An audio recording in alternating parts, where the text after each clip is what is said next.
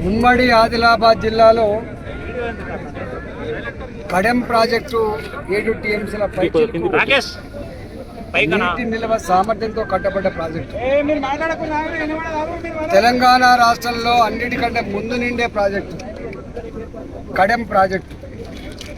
కానీ కేసీఆర్ కడెం ప్రాజెక్టు మీద ఎంత నిర్లక్ష్యంగా వివరించిండో గత 3-4 సంవత్సరాలుగా. ఈ కడెం ప్రాజెక్టు నిండినప్పుడల్లా ఈ కడెం ప్రాజెక్టు కింద ఉన్నటువంటి గ్రామాల ప్రజానికానికి కంటి మీద కుంకుండదు. ఎప్పుడు తెగిపోతుందో, ఎప్పుడు కడెం ప్రాజెక్టు కింద మేము కొట్టుకుపోతామో భయంతో బతుకుతున్నాం.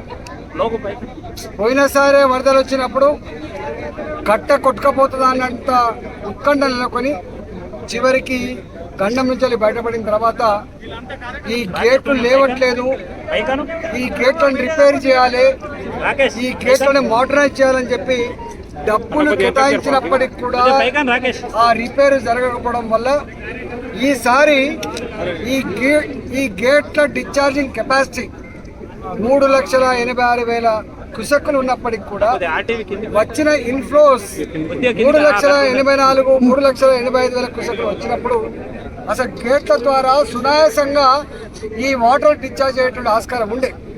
కానీ ఈ గేట్లు లేకపోవడం, ఇక్కడ జనరేటర్లు పనిచేయకపోవడం, కనీసం మెయింటెనెన్స్ లేకపోవడం వల్ల గేట్లు లేవకపోతే ఇక్కడ ఈ ప్రాంత యువకులంతా కూడా సాహసం చేసి మా ప్రజలు కాపాడుకోవాలి, ఈ ప్రాజెక్టులు కాపాడుకోవాలని చెప్పి వాళ్ళు వచ్చి మాన్యువల్ లేపిన తప్ప ఎక్కడ కూడా మెకానికల్ లేపిన సందర్భం లేదు. అయినప్పటికీ కూడా 4 గేట్లు లేవకపోవడం వల్ల ఇవాళ వచ్చిన వరదంతా కూడా లేవని గేట్ల పైనుంచి వెళ్ళిపోయినాయి తప్ప కట్టమించి వెళ్ళిపోయేటువంటి పరిస్థితి తప్ప జరగలేదు. ఇవాళ ఇంత నిర్లక్ష్యంగా వివరించిన కేసీఆర్ ఈ ప్రాజెక్టు దగ్గరికి రాకపోగా రేపు మాత్రం మహారాష్ట్రలో అమ్మవారి దర్శనానికి పోతున్నాడని చెప్పి వార్తలు వస్తూ ఉన్నాయి. అంటే ఎంత నిర్లక్ష్యంగా ఈ ముఖ్యమంత్రి గారు వివరిస్తున్నారు. ఆదిలాబాద్ పట్ల, ఆదిలాబాద్ గిరిజన ప్రజల పట్ల ఎంత మమకారం లేకుండా ఉండో ఇది సజీవ సాక్ష్యం.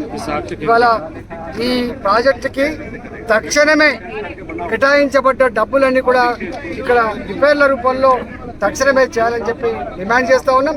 ఈ ప్రాజెక్ట్ని మరొకసారి ఇవాళ కొన్ని వేల ఎకరాల భూములు కోతకు గురైనాయి కాబట్టి ఆ కోతకు గురైన నుండి ఆ పొలాలను కూడా రిపేర్ చేసే బాధ్యత, దాన్ని మంచి పూడ్చే బాధ్యత ప్రభుత్వమే తీసుకోవాలని చెప్పి 2వ డిమాండ్ చేస్తున్నాం.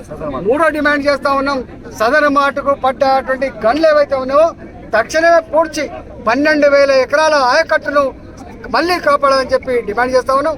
4వ డిమాండ్, ఈ బ్యాక్ వాటర్స్ లో ఇవాళ నీళ్లు పోకపోవడం వల్ల, ప్రభుత్వ నిర్లక్ష్యం వల్ల ఏ పంటలైతే మునినాయో ఆ పంటలకు నష్టపరిహారం కల్పించాలని చెప్పి కూడా డిమాండ్ చేస్తా ఉన్నాం.